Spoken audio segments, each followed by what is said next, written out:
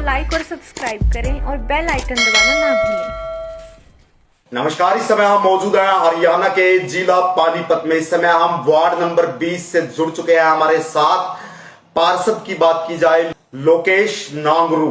कीर्ति भूमि news का बहुत बहुत धन्यवाद करता हूं कि आप लोगों के माध्यम से आज हरियाणा के और पानीपत शहर के लोगों के बीच में कुछ बात रखने का मेरे को भी मौका मिला। इसका मैं बहुत बहुत धन्यवादी। जिस समय सर आपने चुनाव लड़ा, उस समय आपके बराबर में कितने उम्मीदवार थे?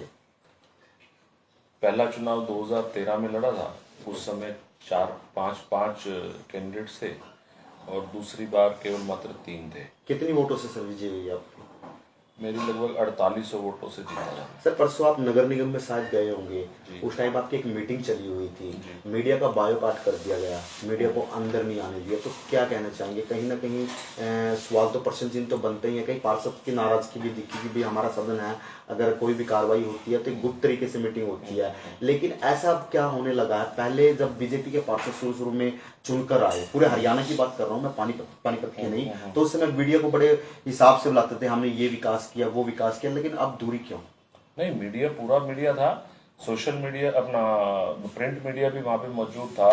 आपके जो यूट्यूबर्स थे वो लोग भी थे, सारा मीडिया पानीपत का वहाँ पे था। ऐसा नहीं है, बड़ी ट्रांसपेरेंसी से मीटिंग रखी गई। एक बार इस प्रकार की बात आई थी कि मीडिया को मीटिंग में नहीं बुलाना, लेकिन हम लोगों ने उसका विरोध किया कि एक मीडिया के माध्यम से ही लोगों को पता लग सकता है कि कौन सा व्यक्ति, कौन सा पार्षद, कौन सा मेयर किस प्रकार का कार्य करता है और अधिकारी की क्या मंशा है। ये तो मीडिया के माध्यम से ही पता लगेगा, नहीं तो स्वयं व्यक्ति तो किसी को इस तरीके से बता नहीं सकते। देखिए, मेरी किसी से कोई नाराजगी नहीं है। मेरी केवल मात्र इस पानीपत की जनता की जो परेशानी है, जो सिस्टम से परेशानी है, मैं उसी सिस्टम से ही नाराज हूँ। मेरी और किसी से व्यक्तिगत किसी से कोई परेशानी नहीं। हर व्यक्ति की जो विशेषता है वो उसी हिसाब से अपना काम कर रहा है और वो बहुत अच्छा काम कर रहा है। ये देखिए, इसमें कोई दो राय नहीं कि ऐसा मुख्यमंत्री ना तो आज तक इस हरियाणा प्रदेश को मिला और ना आगे मिलेगा। मुख्यमंत्री जी की सोच, उनका विजन जिस प्रकार का है वो बहुत ही गंभीरतापूर्ण है। हर विषय के ऊपर वो बड़ी गंभीरता से सोचते हैं और उसके बाद वो इम्प्लीमेंट करते हैं। परंतु ये जो अधिकारी हैं, ये लोग उनके विजन को आगे लाना नहीं देना चाहते। उसका एक उदाहरण नगर निगम के अंदर जो भी हुआ, आईडी का, एनडीसी का, प्रॉपर्टी आईडी से रिलेटेड जो था, अब उसके अंदर अगर देखा जाए तो वो बहुत बढ़िया चीज है। व्यक्ति अपने घर पे बैठ के अपनी प्रॉपर्टी आईडी को देख सकता है, उसकी क्या पोजीशन है वो पता लग सकता है, रजिस्ट्री करवानी है तो घर बैठे करवा सकता है। इस प्रकार का विजन उनका था। आज से लगभग 6 वर्ष पूर्व जब पेंशन का मामला आया था, उसमें विडो पेंशन, वृद्ध पेंशन, इस प्रकार की जो पेंशन थी, तो उस समय भी मेरे को ध्यान है कि लोगों के अंदर बड़ा बवाल हुआ था कि ये पेंशन बैंक में देंगे, बड़ी मुश्किल हो जाएगी, हमारे गोडे तोड़वा देंगे, ये गलत सरकार है, फलाना। ये बातें उन्होंने करी थी जिनकी जेबों के अंदर पैसे जाया करते थे। पर मैं अपने वार्ड की बात करूं, मेरे वार्ड में जो उस टाइम एक गैंग था, हम तो समझ ही नहीं पाए भाई ये है क्या। जब उस गैंग का पता लगा तो 1.5 से 2 लाख रुपए प्रत्येक माह वो लोग अपनी जेब में पैसे डालते थे। जब ये काम हुआ तो फिर उनको लगा कि ये तो हमारी खर्ची मारी गई। आज वो दिन है और आज का दिन है, हमारे पास तो कोई ऐसा पेंशन वाला आया नहीं कि मेरी पेंशन ना आई हो। बैंक के अंदर 1 तारीख को पेंशन आ जाती है, उस बुजुर्ग को दवाई के लिए, खर्चे के लिए वो पेंशन मिलती है। पहले ये लोग आधी पेंशन खाते थे। उसी प्रकार ये भी प्रॉपर्टी आईडी वाला भी यही मामला है। अगर ये चीज कामयाब हो गई तो लोग इसमें बहुत सुख। देखिए, पानीपत एक इंडस्ट्रियल टाउन है, यहाँ पे बाहर से, दूसरे प्रदेशों से लेबर भी बहुत आई हुई है। हमारे यहाँ पे हथकरघा उद्योग का बहुत बड़ा एक उद्योग है, तो उस कारण से भी थोड़ी परेशानी है। कमर्शियलाइज होता जा रहा है हमारा मॉडल टाउन एरिया। पहले रेजिडेंशियल ज़्यादा था, कमर्शियल कम था। अभी जिस प्रकार से लग रहा है कि कमर्शियल बहुत ज़्यादा हो गया, तो उस कारण से थोड़ी परेशानी आ रही है। तो उसको भी हम लोग लगे हुए हैं। हम लोग इसको 4 जोन के अंदर बांट रहे हैं सफाई की दृष्टि से। एक बार अभी नगर निगम कमिश्नर ने टेंडर किया था एक व्यक्ति विशेष के नाम, तो हम लोगों ने माननीय मुख्यमंत्री से, कुछ लोग मिले, मेयर मैडम को भी हमने कहा, तो वो टेंडर कैंसिल करवाया। तो अभी दोबारा हम जोन के अंदर टेंडर दोबारा कर रहे हैं, तो उम्मीद है कि ये व्यवस्था भी बढ़िया बन जाएगी। भारतीय जनता पार्टी की सरकार बहुत अच्छे कार्य कर रही है और ऐसे ऐसे कार्य इस हरियाणा प्रदेश के अंदर हुए हैं जो आज तक किसी मुख्यमंत्री ने, किसी सरकार ने सोचे नहीं थे। और मैं आपको विश्वास दिलवाता हूं, ठीक है, कुछ अधिकारियों की लापरवाही के कारण, उनके कुछ अपने लालच के कारण इस प्रकार की स्थिति बन जाती है। जैसे अभी मेरे वाला काम हुआ, नगर निगम के अंदर इस्तीफा देना पड़ा, वो थोड़ा बहुत चलता रहेगा, कोई बात नहीं, कोई इतना बड़ा मैटर नहीं है।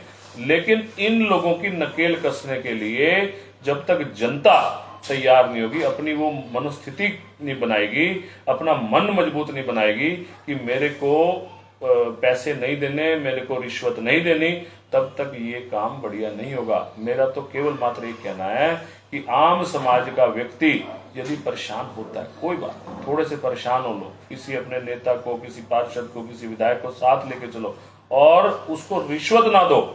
जब तक ये काम समाज नहीं खत्म करेगा, तब तक ये कोई नेता आ जाए, कोई सरकार आ जाए, तब तक ये खत्म नहीं होगा। नागरू साहब, लास्ट सवाल मैं पूछना चाहूंगा, कहीं ना कहीं आरएसएस से जुड़ा हुआ परिवार जी, कितने सालों से आरएसएस से जुड़े हैं? देखिए, मैं तो जब बड़ी बेबाकी से बोलते हैं, जो चेहरे का आपका इंप्रेशन बता रहा है, तो कहीं ना कहीं आरएसएस मेरे को महसूस हुआ। मैं तो जब पैदा हुआ था सन 75 में हुआ था, और पिलानी मेरा बर्थ प्लेस है राजस्थान में, तो पिताजी वहाँ सर्विस करते थे। तो पता ये लगा था कि मेरे पैदा होने से 2-3 महीने पहले पिताजी को जेल हो गई थी, इमरजेंसी। तो हम तो उसी टाइम से ही हैं, और पिताजी को जेल में मिलने गया था, ये पता लगा था जब महीने का था। तो हमारा परिवार तो शुरू से ही संघ का रहा है, हमारी पृष्ठभूमि वही रही है, और बहुत सौभाग्यशाली हूँ कि ऐसे परिवार में जन्म मिला कि जिसने हमेशा समाज की, देश की, राष्ट्र की चिंता करी। ऐसे विचारों से ओतप्रोत हमारा परिवार, इसके लिए मैं अपने आप को बड़ा एक बार जनता को आप अपना पूरा नाम दोबारा बताइए। मेरा नाम लोकेश नांगरू है। मैं model town Panipat ward number 20 से पार्षद हूँ। पहली बार मैं सन 2013 में पार्षद बना। अभी 2018 में मैं दोबारा, जनता ने मुझे इस दायित्व पर भेजा था, और मैं अपनी जितनी मेरी योग्यता है, जितनी मेरी हिम्मत है, मैं उस हिसाब से अपना एरिया में काम कर रहा हूँ। तस्वीरें आप देख पा रहे थे, हमारे साथ लोकेश नांगरू। चेहरा एक बार आप जरूर देख लीजिए, शायद कहीं ना कहीं विधायक के रूप में भी आ सकते हैं। क्यों? संदीप कुमार गोयल, पानीपत। इस समय हम मौजूद हैं हरियाणा के जिला पानीपत में। इस समय हम पहुंचे हैं वार्ड नंबर 8 में। तमाम हमारे मुद्दे रहने वाले हैं विकास के ऊपर। वार्ड नंबर 8 से पार्षद चंचल के प्रतिनिधि इस समय सागर साहब हमारे साथ जुड़ चुके हैं। आइए हम उनसे बात करते और जानते हैं कि वो क्या कहना चाहेंगे।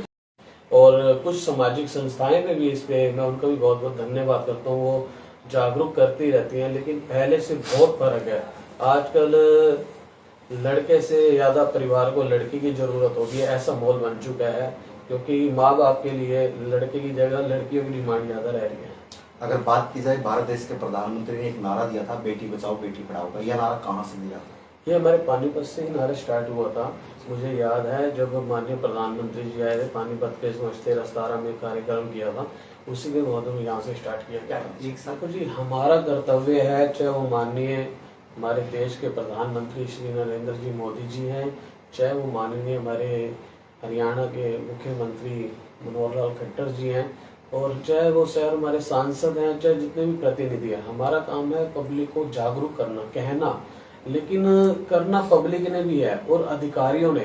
जैसे आप सफाई की बात कर रहे हैं, हमारे पास तो देखो जनता ने शिकायत लेके आनी है, वो हमने अधिकारियों को बतानी है। हमारे से ऊपर भी आज पानीपत में आप सफाई के माहौल देख ही रहे हैं, किस तरह से बुरा हाल है। हम खुद कहते हैं बुरा हाल है, लेकिन इस कंट्रोल को हम अकेले नहीं कर सकते। हमारे को जनता का भी सहयोग चाहिए। कुछ अपील करना चाहेंगे इस विषय में? मैं जनता से अपील यही करना चाहूंगा। अब जैसे कि आप मेरे यहाँ आए होंगे, आपने स्टार्टिंग में देखा ही है, मैंने ही गली में डस्टबिन रखवाया हुआ, लेकिन मैं लोगों को ये जागरूक करता हूँ, जब हमने डोर टू डोर लगाया हुआ है, आप सड़क पर कूड़ा मत फेंके। जब वो डोर टू डोर मॉर्निंग में 8 बजे 7 बजे वो सायरन बजता है, वो गंदगी सीधा उसके अंदर जानी चाहिए। वो चाहे छोटे हाथी हो, चाहे वो ट्रॉली आती है, वो लोगों की आदत हो चुकी है। लोगों ने एक गंदगी का पॉइंट बना देना, फिर वो गंदगी खिंच जानी, फिर वो पार्षद के पास जाते हैं, चाहे वो विधायक के पास जाते हैं, चाहे वो मेयर के पास कंप्लेंट जाती है। लोगों को भी थोड़ा सा चाहिए कि अपने घर के अंदर डस्टबिन रखें, और अपना जो डोर टू डोर कैलकुलेशन करने वाले रहते हैं उनको। मैंने ये प्रस्ताव रखा हुआ है, ऐसा नहीं है और पीछे एक ऐसा इस तरह का टेंडर लगा भी था और फिर वो किसी कारणवश नहीं लग पाया। अब भी मैंने माननीय विधायक जी को एक अपने लेटर पैड के माध्यम से उनको जागरूक में लिख कर दिया हुआ है कि जैसे कि मेरे वार्ड में बाजार हैं, प्रमुख चौक हैं, उन पर कैमरे लगवाए जाएं। मैंने उन्हें प्रस्ताव दे रखे हैं। सर आज की देखो, मैं तो ये कहूँगा आज तक हमारी 6-7 हाउस की मीटिंग हुई, जितने प्रस्ताव पास हुए हमने अपने वार्ड के लिए अच्छे प्रस्ताव रखे, जो कि मैं तो यही कहता हूँ अगर उन प्रस्तावों पे भी कार्य हो जाता तो पानीपत में इस समय हम पहुंचे हैं, हमारी पूरी की पूरी टीम वार्ड नंबर 19 में। बात की जाए पार्षद दिशा के प्रतिनिधि इस समय हमारे साथ जुड़ने वाले हैं जोनी। मैं पार्षद जोनी और मेरी मैडम निशा जी जो पार्षद है वार्ड नंबर 19। जिस समय मैडम ने चुनाव लड़ा था उस समय आपके वार्ड की प्रमुख समस्या क्या थी? प्रमुख समस्या तो यही थी जो होती थी, जैसे मेन समस्या तो जो आज तक बनी हुई है सफाई व्यवस्था, जो अब तक ठीक हालत में हुई नहीं है किसी प्रकार से। एक तो ये थी और गलियों का सुधार हो रहा था, पानी की व्यवस्था थी, पाइप लाइन डलवाने थे, सीवरेज डलवाने थे कई जगह पे, काफ़ी तरह की समस्याएं थी। तो ये कहीं ना कहीं ये सुधार हुआ इसमें या नहीं हुआ? काफ़ी हद तक हाँ सुधार हो गया है। पानी जहाँ पे पानी की समस्या थी कई जगह पे नए ट्यूबवेल लग चुके हैं, कम से कम 8-9 ट्यूबवेल लग चुके हैं वार्ड के अंदर। और जहाँ पे ज़्यादा ही खस्ता हालत में पानी की पाइपलाइन थी वहाँ पे पाइपलाइन भी लग चुकी है। स्वास्थ्य के लिए आपके वार्ड में क्या इंतजाम किए गए हैं? कोई सामुदायिक स्वास्थ्य केंद्र खोला गया है या आंगनबाड़ी की से ही हेल्प की जाती है? आंगनबाड़ियाँ तो हमारे यहाँ पे अच्छी संख्या में है, काफ़ी सारी आंगनबाड़ियाँ भी हैं और स्वास्थ्य के लिए जैसे सरकार की तरफ से डिस्पेंसरी वगैरह है वो भी है यहाँ पे, उसकी व्यवस्था भी है। बेटी बचाओ बेटी पढ़ाओ पे क्या कहेंगे? बेटियों की रेशो की संख्या बढ़ी है? बेटी की रेशो की संख्या ठीक है। एक बिना खर्ची बिना पर्ची की बात की जाए तो आपके वार्ड में कितने बच्चे नौकरी पर लगे? हमारे वार्ड में बिना खर्ची बिना बच्चे हमारे मेरे हिसाब से 5 बंदे नौकरी पे लग चुके हैं जी। 5 आदमी। आयुष्मान कार्ड की बात की जाए, 5 लाख तक के इलाज की बात की जाए तो कितने व्यक्तियों के आयुष्मान कार्ड बने अभी तक? आयुष्मान कार्ड तो लगभग सभी बोले 80% आयुष्मान कार्ड बन चुके हैं। तो 20% अभी तो कुछ वंचित हैं लोग, हाँ जो कुछ परसेंट वंचित हैं वो भी आपके उनका काम भी हो जाएगा। प्रधानमंत्री जी ने एक सपना देखा था 2022 में सबके अपने पास मकान है। प्रधानमंत्री आवास योजना के तहत यहाँ पर कितने मकान दिए गए? यहाँ पे प्रधानमंत्री आवास योजना साहब में तो जी कम से कम मेरे हिसाब में तो कम से कम होने चाहिए 30 लोगों को मिलेंगे शायद। तो कुछ रह रहे हैं अभी लोग फिलहाल? अभी ये तो जिन्होंने फॉर्म भरा हुआ वो तो मुझे पता होगी। अगर नशे की बात की जाए, नशा एक अभिशाप है और आपके वार्ड की बात की जाए, आपके एरिया की बात की जाए, लोग कई सूखा नशे की चपेट में आ रहे हैं। जैसे स्मैक की बात की जाए, गांजा चर्च की बात की जाए और टीके नूडल्स इंजेक्शन की बात की जाए, तो क्या कहना चाहेंगे पार्षद प्रतिनिधि होने के नाते आपने कितना अपने एरिया को कवर किया है नशे से बचाने के लिए? जी देखिए, नशे से बचाने के लिए तो काफ़ी हद तक प्रयास किया है कि नशा ना बिके यहाँ पे, और उसमें काफ़ी जगह पे सफल भी हो रहे हैं। लेकिन कुछ है अभी शरारती तत्व जो इस चीज़ को लेके मतलब जो अपना जिन्होंने कारोबार बना रखा है, जो कारोबार इसको कारोबार मतलब चला रहे हैं बस वो रहते हैं, बाकी उनके खिलाफ भी कार्रवाई कर रही है। स्वस्थ पे जो काम हो रहे हैं सरकार की तरफ से ठीक हो रहे हैं। कुछ काम है बस एक दो काम है, सफाई व्यवस्था जो है उससे लोगों को निजात मिली नहीं है, वो भी जल्द अब जैसे जो टेंडर की प्रक्रिया चल रही है वो टेंडर लग जाएगा तो सफाई टेंडर कैंसिल भी तो हो गया था सफाई के। हाँ, वो साहित्य को टेंडर दे दिया गया था मुख्यमंत्री के संज्ञान में जो मामला नहीं था। वो कैंसिल हो गया था। देखो अब 2 जोन में था, पहले पता नहीं 1 जोन में था, लेकिन वो 4 जोन में करने की मांग उठा रखी है। जैसे वो टेंडर लग जाएगा तो सफाई पे भी थोड़ा कंट्रोल हद से ज़्यादा हो जाएगा। हमारे साथ थे वार्ड नंबर 19 के पार्षद प्रतिनिधि जोनी। नमस्कार, कृति भूमि न्यूज में आप सबका स्वागत है। मैं नरेंद्र शर्मा आपका स्वागत करता हूं। आज हम मौजूद हैं जिला सहारनपुर में और आज हमारे साथ जुड़ चुके हैं ग्राम पंचायत मंदोर के प्रधान जितेंद्र कुमार जी से। आइए आपको मिलवाते हैं और जानते हैं कि इन्होंने अपने इस शासनकाल में मौजूदा समय में गांव का क्या कुछ विकास कार्य करवाया और अभी कितना कुछ शेष है। तो सर सबसे पहले तो आपका स्वागत है कृति भूमि न्यूज चैनल में। धन्यवाद भाई साहब। देखिए हमने तो सबसे बड़ा हमारे यहाँ नाले का काम था, जो सबसे बड़ी समस्या थी हमें वो लगभग आधा तो बन चुका, लगभग 10 लाख का कार्य हो चुका नाले का। और उस पर लग जो है यहाँ तालाब खुदाई हुई है, सीसी का कार्य चल रहा, पंचायत घर की मरम्मत, शौचालय और काफ़ी यहाँ पेंशन भी हमने बनवाई थी। तो सर पेंशन जो आपने कहते बंधवाई है, तो सर कितने लोगों के अभी तक मतलब ग्रामीण वासियों के कितने जो है आपके द्वारा जो है पेंशन लगवाई गई, जो उससे पहले पूर्व प्रधान जी द्वारा जो लगभग 20-22 आदमी पेंशन नहीं बढ़ चुके हैं, क्योंकि वो तालाब की हमने भी कार्य योजना बनाई, अभी बैठे थे आपके पास हमारे जो रोजगार सहायक हैं, वो उसी कार्य योजना बनाई, उसको नापने के लिए गए हुए हैं, तो इसे तो इसका सफाई का कार्य अभी चलने वाला बहुत जल्दी। तो सर प्रपोजल वगैरह भेज दिया आपने इसके लिए? हाँ, आज उसको पेमेंट करने के लिए गए हुए हैं हमारे। तो ये आप जो कार्य कराए जा रहे हैं सर, ये पंचायत के उसमें से कराए जा रहे हैं या निजी कोष से करवाए जा रहे हैं? नहीं, पंचायत ग्राम पंचायत के जो शासन द्वारा जो धनराशि थी उसके द्वारा कराई जा रही है। आवासीय योजना के तहत आपने अपने गांव में कितने लोगों को जो है मतलब कि आवास छत जो है प्रधानमंत्री जी द्वारा जो उपलब्ध करवाई गई है? देखिए, आवास अभी नहीं बनेंगे, लेकिन हमने कुछ लोगों को यहाँ से प्रस्ताव करके भेज रखा, लेकिन आवासीय स्वीकृत नहीं हुए हमारे द्वारा अभी तक। तो सर आपके गांव में जो है वो समस्या कौन, मेन समस्या क्या है?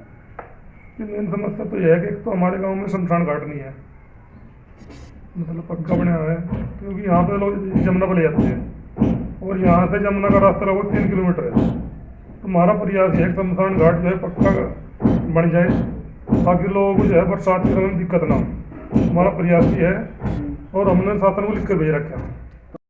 ग्रांट को लेकर या मतलब कि देखिए, पहले जो हमारे यहाँ से विधायक जी थे माननीय धर्मसिंह सैनी जी, हम उनके साथ भी जुड़े थे, लेकिन अब उन्होंने प्रयास भी करा, लेकिन उनमें सफल नहीं हो सके। अब उन्होंने पार्टी छोड़ दी, तो अब हम वैसे भारतीय जनता पार्टी से जुड़ा हूँ, मैं भी भारतीय जनता पार्टी कार्यकर्ता है। देखिए, मैं तो ये चाहूँगा, मैं तो हम तो सरकार से भी ये चाहेंगे कि नशे पे पूर्ण प्रतिबंध हो, चाहे वो नशा शराब का है चाहे स्मैक का है, नशा बिल्कुल बंद होना चाहिए। तो आपके गांव में भी है सर ये ग्राम पंचायत में देखा जा रहा है? हाँ, यहाँ पे भी आदि हैं सर, ऐसा ही बात है, नशा यहाँ भी है। सर ऐसा क्यों? क्योंकि आप जैसे मौजूदा है, तो आपने क्या इसका प्रपोजल, जैसे आपने थाना कोतवाली में इनके जो है मतलब कि कोई कंप्लेंट वगैरह की आपके द्वारा दर्ज? हाँ बिल्कुल, हम बार हम लिखित में दे रहे हैं, और लगभग जो है हमारे साले कार्यकाल में लगभग 25-30 जो है ऐसे जो नशा कारोबार करने वाले थे जेल में गए। तो देखिए, मैं तो यही चाहूँगा कि जो हमारी युवा पीढ़ी जो है ना, ये नशे में गिरती जा रही है, तो मेरा तो यही है कोई नशे से दूर रहें और रोजगार अपना शिक्षा की तरफ ध्यान दे हमारा जो युवा है, क्योंकि नशे से इस देश का भला होने वाला है। धन्यवाद। तो देखा, हम बात कर रहे थे ग्राम पंचायत मंदोर के प्रधान जी जितेंद्र। सहारनपुर रिपोर्टिंग नरेंद्र शर्मा के साथ मेरे सहयोगी कमल।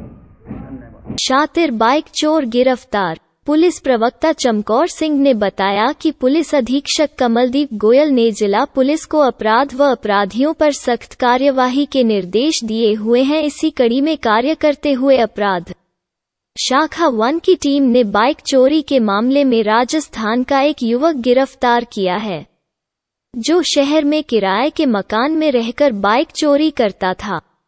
आरोपी को कोर्ट में पेश कर न्यायिक हिरासत में भेज दिया। इंचार्ज राकेश मटोरिया ने बताया कि उनकी टीम को गुप्त सूचना मिली कि लाल द्वारा रोड पर एक युवक चोरी की बाइक पर घूम रहा है।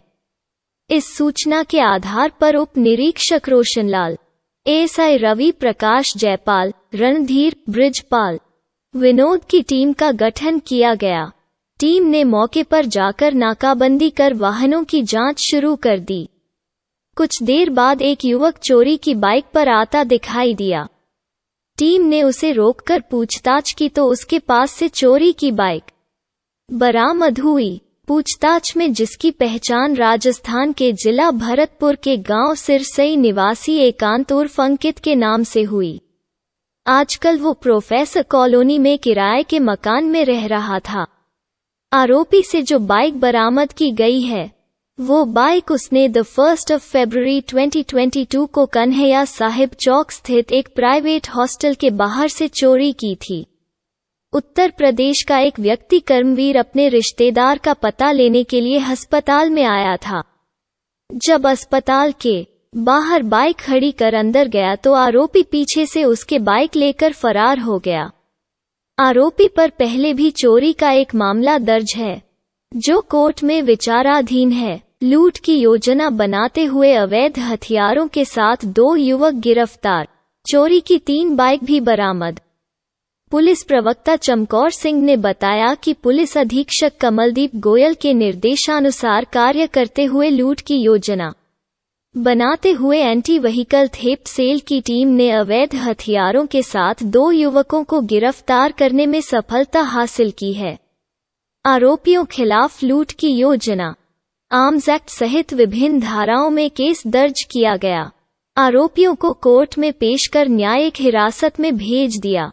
एक आरोपी के खिलाफ पहले भी 14 मामले उत्तर प्रदेश व हरियाणा में कोई सहित विभिन्न धाराओं में दर्ज है, जो कोर्ट में विचाराधीन है। टीम के सिपाही कमलजीत सिंह की शिकायत पर लूट की योजना का केस दर्ज किया गया है। सेल के इंचार्ज रमेश राणा ने बताया कि उनकी टीम को गुप्त सूचना मिली कि सुख जंगल में 2 युवक हथियार सहित बैठे हैं और राहगीरों को लूटने की फिराक में है। उन्होंने अपनी टीम में से सिपाही कमलजीत सिंह को बोगस राहगीर बनाकर भेजा।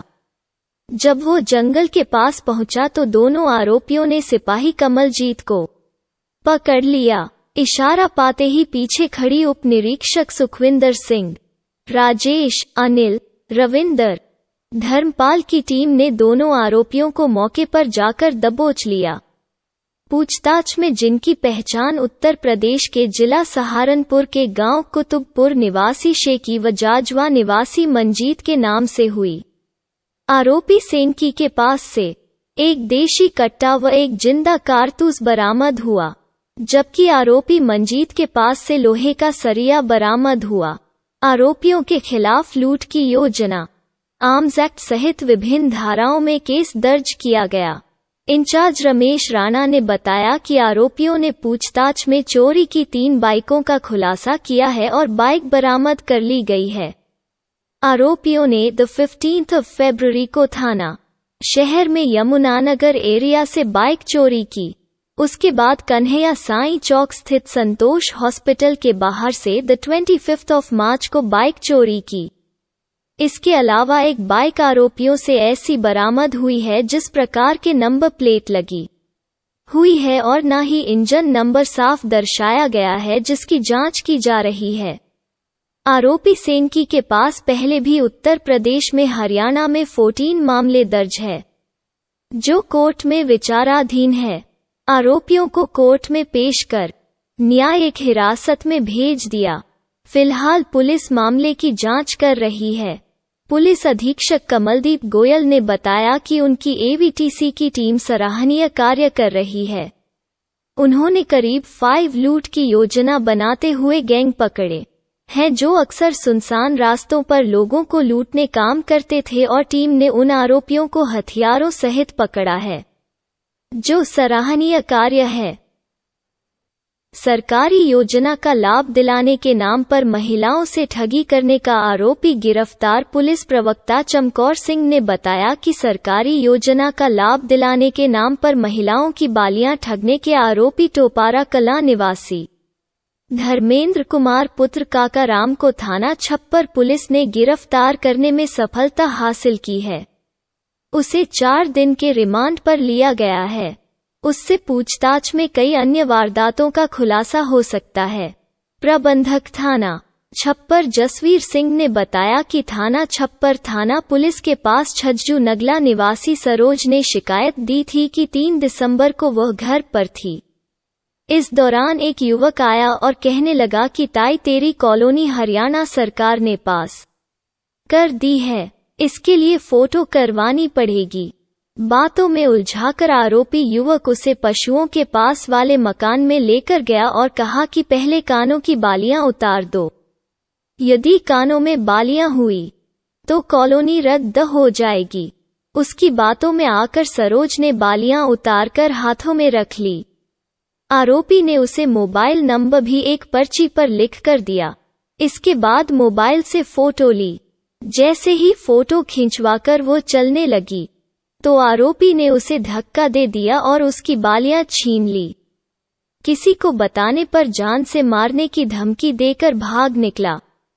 इस मामले में केस दर्ज किया गया और आरोपी की तलाश शुरू कर दी।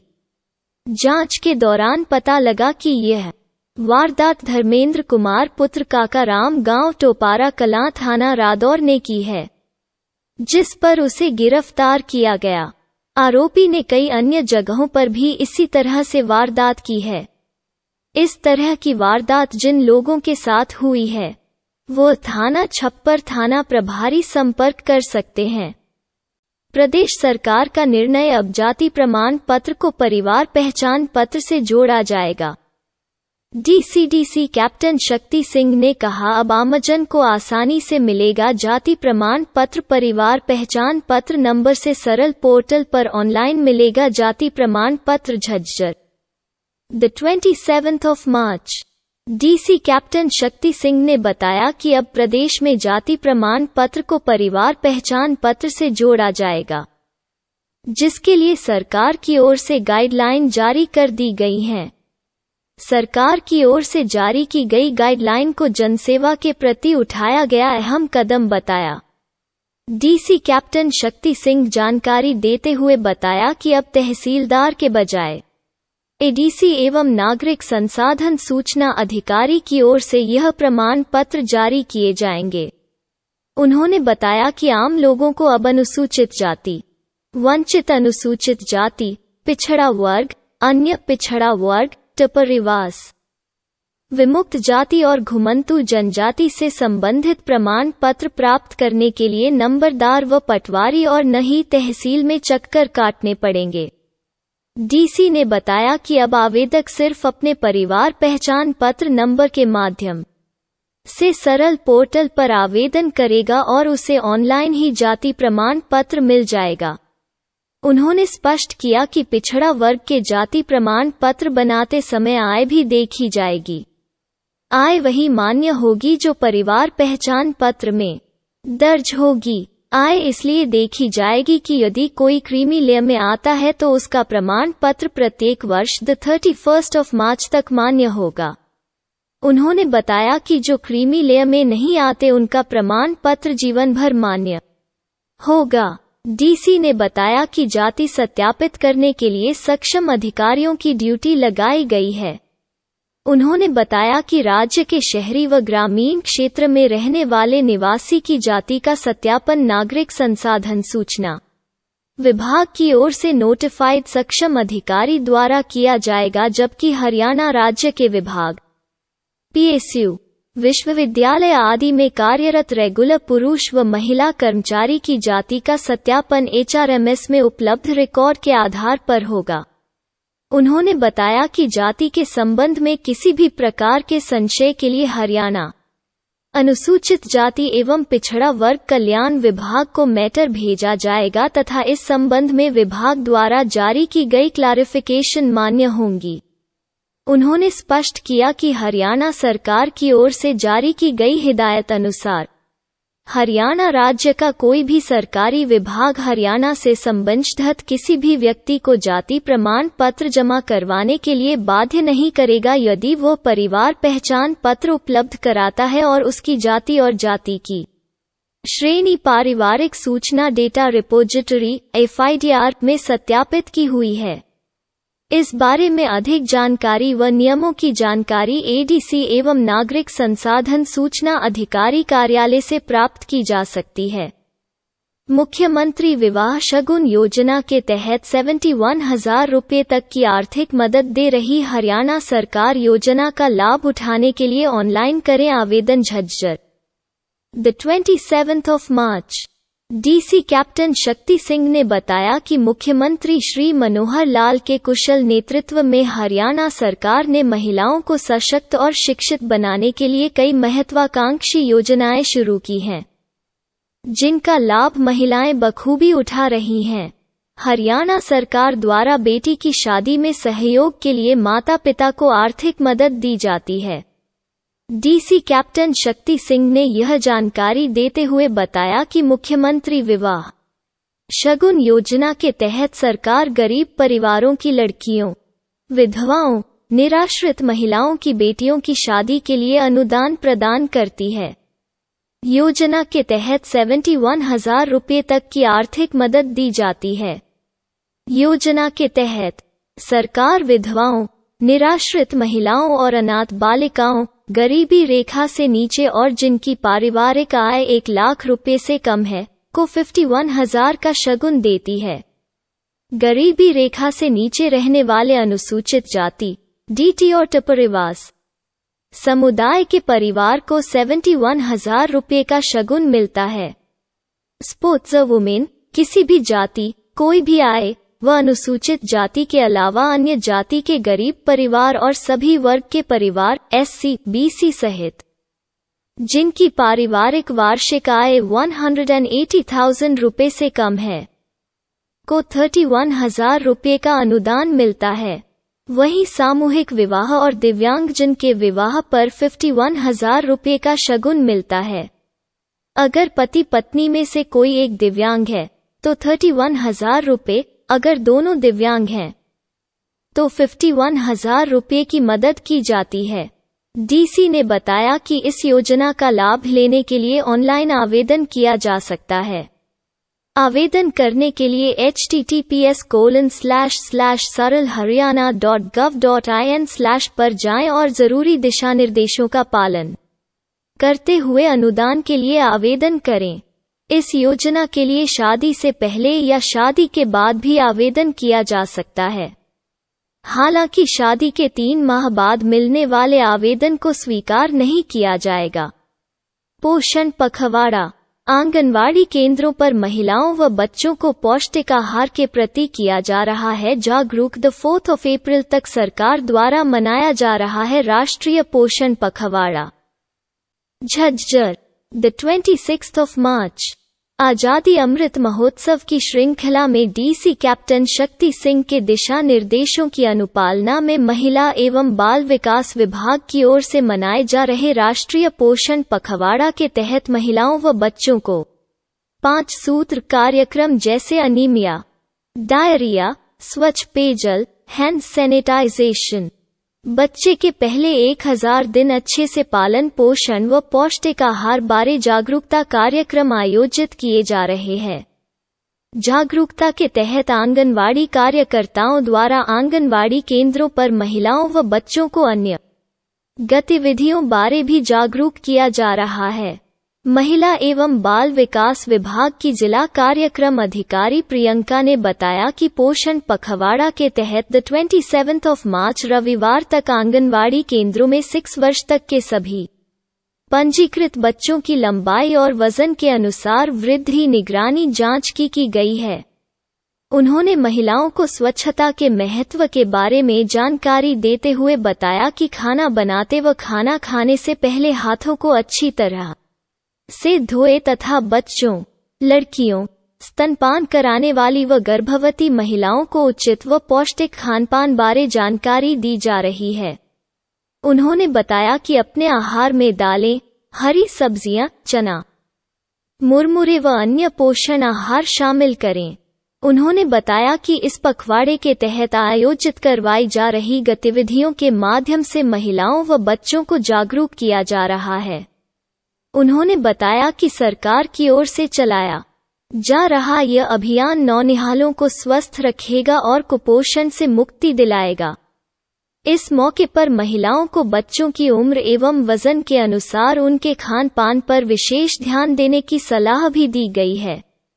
साथ ही उन्होंने बताया कि बच्चों की पोषण स्तर में सुधार हेतु उन्हें स्तनपान के साथ ही समय समय पर पौष्टिक आहार प्रदान किया जाना आवश्यक है। बॉक्स, समग्र रूप से पोषण संबंधी परिणामों में सुधार करने का किया जा रहा प्रयास। डीसी कैप्टन शक्ति सिंह ने बताया कि महिला और बाल विकास मंत्रालय द्वारा 4 अप्रैल 2022 तक पोषण पखवाड़ा मनाया जा रहा है। पोषण अभियान समग्र रूप से पोषण संबंधी परिणामों में सुधार का प्रयास करता है। उन्होंने बताया कि इस अभियान के लक्ष्यों को प्राप्त करने के लिए व्यक्तिगत तौर पर और सामुदायिक स्तर पर व्यवहार परिवर्तन लाना बहुत अहम है।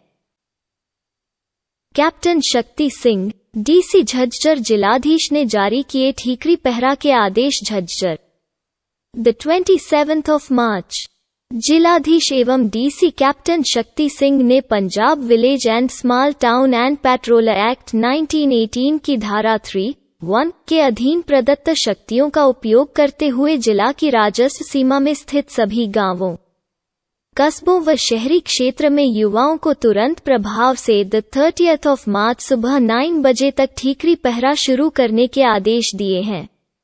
आदेशों में कहा गया है कि कई कर्मचारियों के संगठनों द्वारा 28 व 29 मार्च को हड़ताल प्रस्तावित है। हड़ताल के दौरान किसी अप्रिय घटना होने से इनकार नहीं किया जा सकता।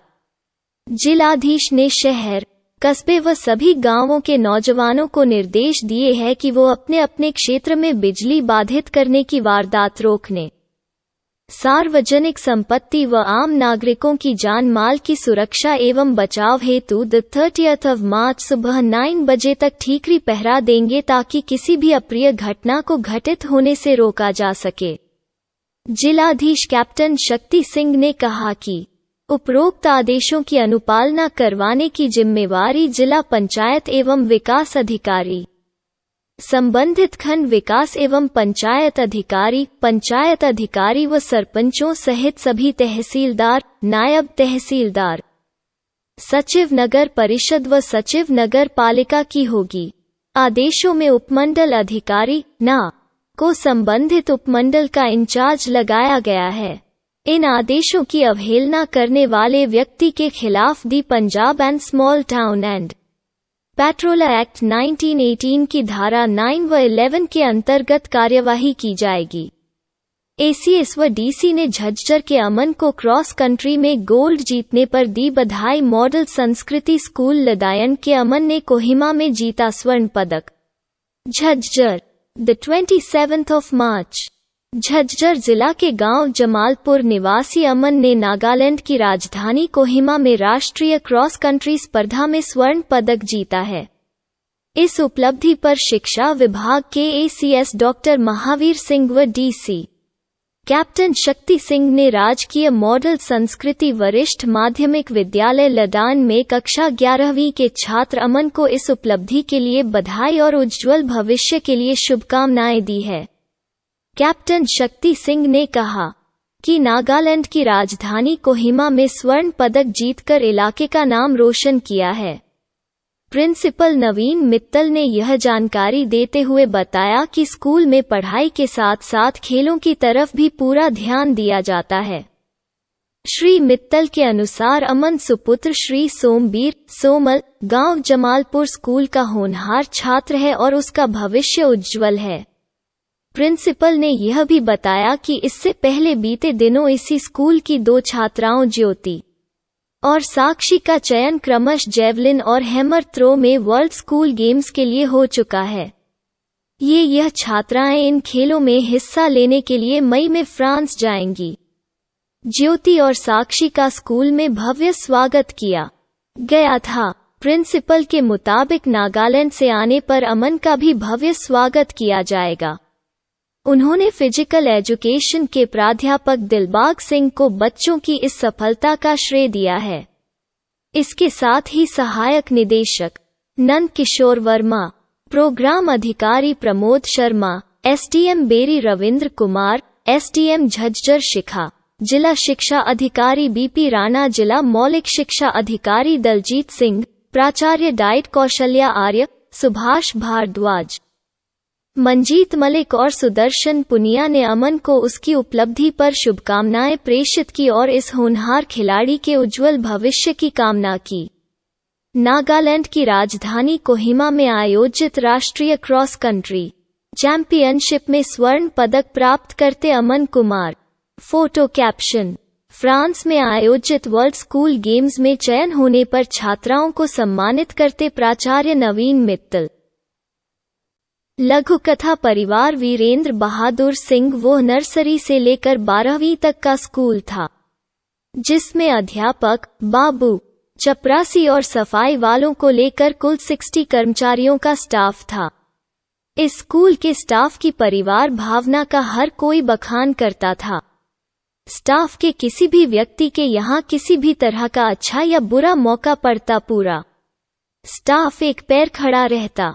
पूरा स्टाफ हर महीने 1,000 रुपए जमा करता था। इस तरह 60,000 रुपए इकट्ठा होते थे, जिसमें 40,000 रुपए मैनेजमेंट की ओर से मिलाकर यानी पूरे 1 लाख रुपए उस कर्मचारी को दिए जाते थे, जिसके नाम की पर्ची निकलती थी। मैनेजमेंट द्वारा दिए गए 40,000 रुपए वापस नहीं लिए जाते थे। ड्रॉ के लिए जो पर्ची बनती थी, उसका कागज प्रिंसिपल साहब काट कर देते थे। बाकी उस पर अपना अपना नाम हर कर्मचारी अपने हाथ से लिखता था। सारी पर्चियां एक डिब्बे में डालकर हिलाई जाती थीं। उसके बाद नर्सरी के किसी बच्चे को बुलाकर एक पर्ची निकलवाई जाती थी, जिसके नाम की पर्ची निकलती थी। उसे सारा पैसा दे दिया जाता था। उस महीने सरिता को पैसे की सख्त जरूरत थी। उसके पति का लीवर खराब हो गया था, जिसके लिए उसे अस्पताल में भर्ती कराकर खिलाड़ियों का बहाल करो कोटा वरना सरकार पर चलेगा सोटा। नवीन जय हिंद। बीजेपी मुख्यालय पर होगा दंगल। नवीन जय हिंद। रोहतक। बीते रविवार नवीन जय हिंद ने पत्रकारों से बातचीत में बताया कि हरियाणा सरकार ने खिलाड़ियों का 3% खेल कोटा खत्म कर दिया है। यह सरकार हरियाणा के लाखों खिलाड़ियों को बर्बाद करना चाहती है। जय हिंद ने हरियाणा सरकार को चेतावनी देते हुए कहा कि खिलाड़ियों का कोटा वापस करे, नहीं तो 2 अप्रैल को नवरात्रे आरंभ हो रहे हैं।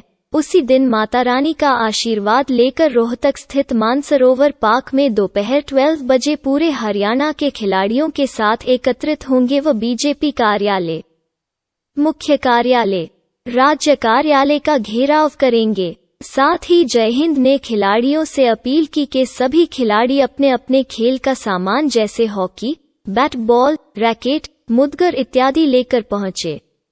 जय हिंद ने इस फैसले को घटिया बताते हुए कहा कि यह खट्टर सरकार खिलाड़ियों के साथ गंदा खेल खेलना बंद करे।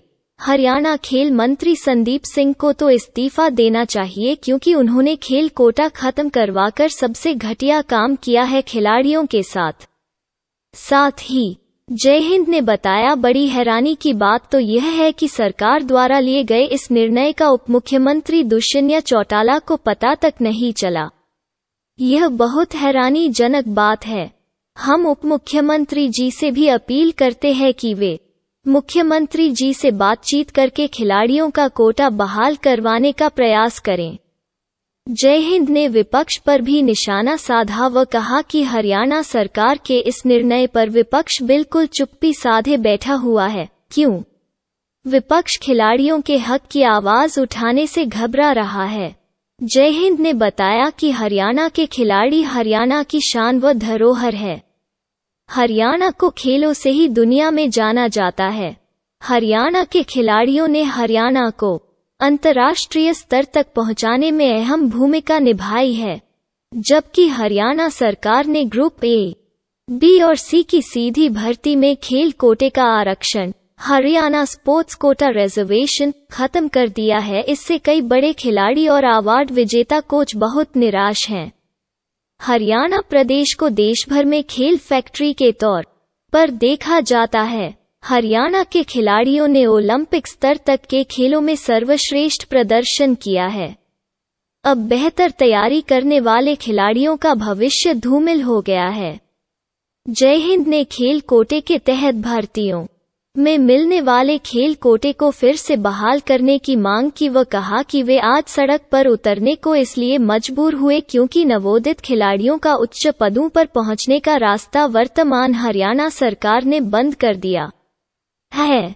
जय हिंद ने बताया, मैं खुद एक राष्ट्रीय स्तर का खिलाड़ी रह चुका हूं और मुझे पता है कि एक खिलाड़ी कितना संघर्ष करके अपने जीवन में कैसे वृद्धि कर पाता है।